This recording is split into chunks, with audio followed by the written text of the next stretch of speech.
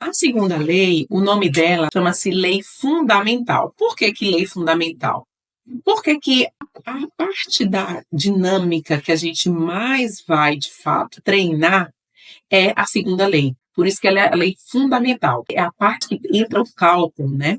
Então, no geral, o que a gente precisa saber da segunda lei é o cálculo de força resultante para qualquer bloco, é a soma das massas de todos os blocos, tá? Eu estou simbolizando massa aqui por M, vezes a aceleração. Lembra que eu falei no início da aula que às vezes a gente vai precisar ter conceitos de cinemática para aprender? Então, a aceleração, só para lembrar, é a variação da velocidade sobre a variação do tempo, mas às vezes você vai precisar dos outros conceitos que aprendeu lá em dinâmica.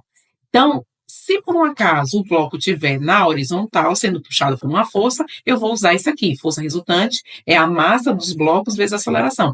Mas, se o bloco estiver caindo ou subindo, ele está sob a ação de uma força chamada de força-peso.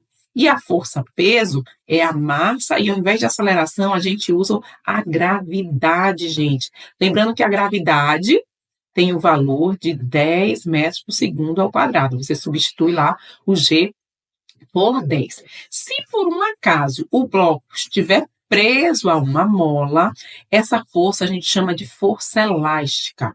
É K vezes X. K é uma constante elástica e X é a elongação.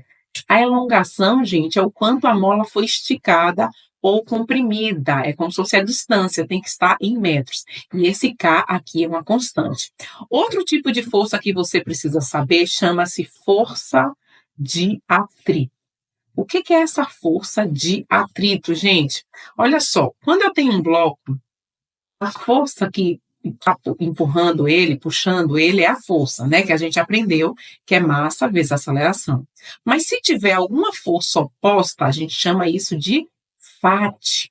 Então, toda vez que a questão falar que houve atrito, é porque existe uma força oposta à força. E a gente aprendeu em vetores que sentidos opostos, a gente sempre vai fazer o quê? Uma subtração. Então, lembre que a força resultante aqui vai ser a força menos o FAT igual a massa vezes a aceleração. Mas como é que a gente acha esse tal de FAT, caso a questão não dê pronta? A fórmula é μ vezes a normal. μ a gente chama de coeficiente de atrito, é um número, gente, menor do que 1, sempre 0, alguma coisa. E a normal é o próprio peso, tá, gente? Eu não falei, deixa eu subir aqui a tela. Aqui, no peso, eu falei que o peso é a força que puxa para baixo. E a normal é a oposta, é a que puxa o bloco para cima, tá?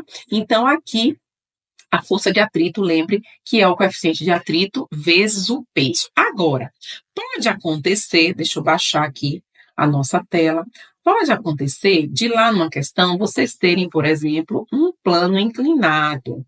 Se eu tiver um plano inclinado, existe uma força que pode puxar ele para baixo, né? Que quem está fazendo o bloco descer, que a gente é aqui outra força que eu vou colocar, que se chama PX. PX só é usado quando eu tenho um bloco num plano inclinado.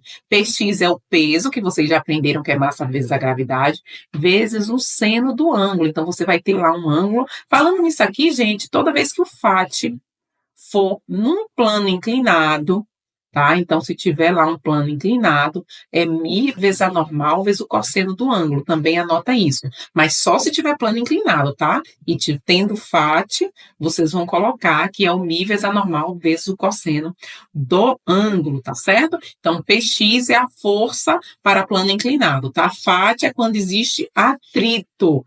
Se existir mola, é a força elástica que chama Kx. Se o bloco tiver sob a ação da gravidade, massa vezes gravidade. E a fórmula básica, a fórmula fundamental de força resultante é massa vezes aceleração. Mas o que é que a gente precisa de fato aprender? Depois eu vou fazer uma aula aqui, vou gravar um vídeo só de sistemas de blocos. Aqui eu só estou dando as 3 leis de Newton, tá? Mas depois eu vou gravar um vídeo com situações, problemas para vocês verem como é que cai na prática. A terceira lei chama-se lei da ação e reação. Vocês ouvem muitas pessoas falarem, né? Para toda ação existe uma reação. E muita gente pode confundir com a primeira lei, que é a lei da inércia.